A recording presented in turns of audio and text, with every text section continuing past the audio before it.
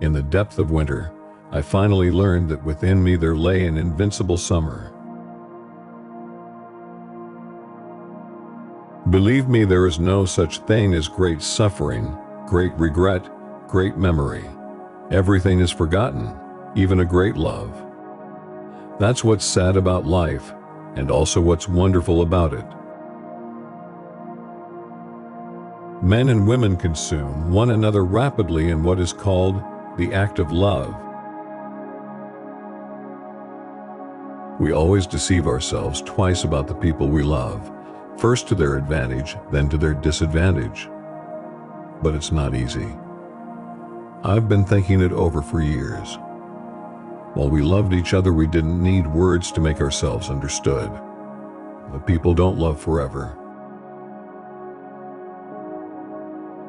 Love is the kind of illness that does not spare the intelligent or the dull.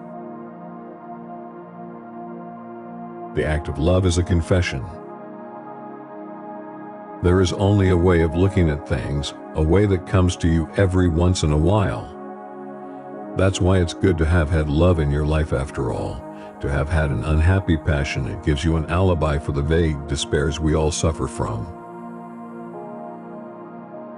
True love is exceptional. 2 or 3 times a century, more or less.